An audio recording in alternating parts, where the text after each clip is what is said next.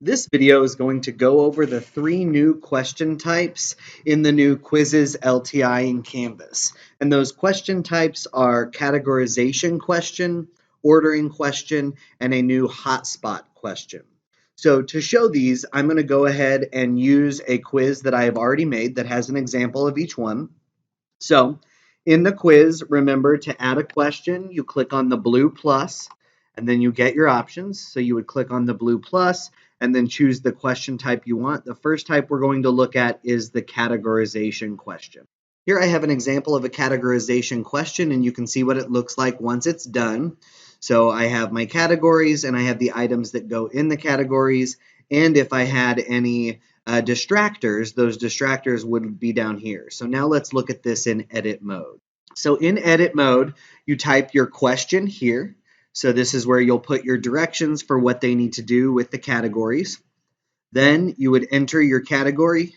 So I have 2 categories. So I have Google Drive and Canvas. And then you build your answers that go within that category. So right now I have 3. If I wanted to have another answer here, I would just click plus answer and then type that. So another feature of Google Drive would be forms. So now there's another answer there.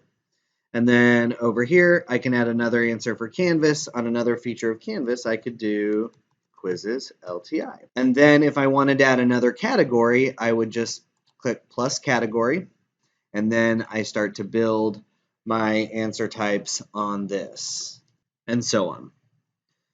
I can add my distractors here, and then I can choose to align it to outcomes that I have here. And then with all other questions, if I wanted to add it to an item bank, I can expand item bank and add it to a bank by clicking here and choosing the bank to add it to, and then add to bank. And that's the categorization question. The next question type we're going to look at is the ordering question. This requires students to drag and drop items in a specific order. This is an excellent question in preparation for the map and the EOC that also requires students to drag items into certain orders. Sometimes that's paragraph structure, sometimes it's other identification features, but this is a really good question to get them thinking in specific orders and also work on manipulating drag and drop items on a Chromebook. So I have an ordering question here for the 12 days of Christmas. I'm going to go into the edit screen so you can see what that looks like. In the edit screen here at the top, you just put your directions. Here I have specifically placed the gifts for the 12 days of Christmas in the correct order.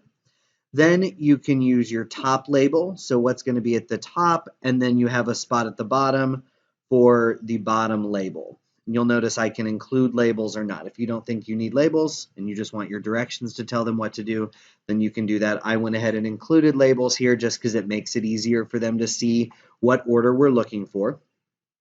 And then you go through and put your answers in the correct order. So since this is on the 12 days of Christmas, I have my 12 answers listed starting with the one with day 1 and then going all the way down to day 12. Once I'm done, if I need to adjust the order, I can come over here, click on the dots, and move it up if I like, or if I want to delete it, I can trash it. And if I need to add more answers, I can just keep on adding the answers there, and it will add those answers for me for my students. Options, I can choose to display the answers in a paragraph. This works well, like I said, if you're looking at paragraph structure or ordering.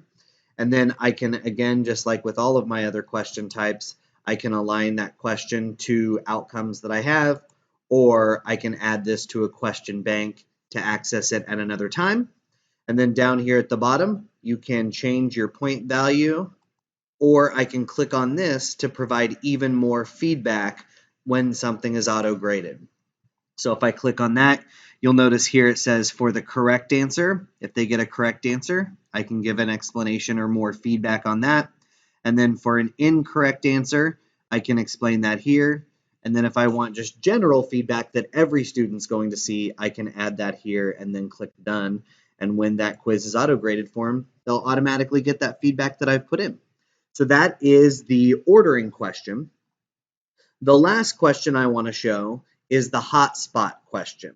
And what this question does is it allows you to take an image and identify an area of that image as a hotspot. And so when your students answer the question, they answer by clicking on the image, and you want them to click in the correct spot. If they click in the correct spot based on what you're looking for, then they get it right. If they click somewhere wrong, then they get it wrong.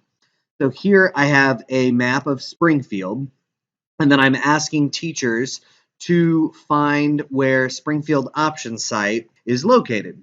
So you can see the little blue area is the correct answer. So that's where people would need to click to get this question correct. In edit mode, this question looks like this. So I would type my directions here. What am I wanting them to do? This is where I would specify what they're looking for on the picture or identifying. And then here I have my loaded picture. If I didn't have a picture here, it would have me browse my computer to find my picture and then upload it. I have my picture loaded, so I can choose how to draw my hotspot. I can either make it a square, oval, polygon, or I can expand the image as well if I want it to be bigger. And then if I wanted to, I could also go ahead and remove the image if I loaded the wrong one. When I remove the image, I see here where it says drag and drop. So that's where I would find my picture and go ahead and add that there. I'm going to cancel out so that way this still stays saved. Down at the bottom, I can adjust my points, and again, I can add that nice descriptive feedback based on correct answer, incorrect answer, or general feedback as well. And so that explains how you can use the 3 new question types of categorization, ordering, and the hotspot feature in the new Quizzes LTI in Canvas.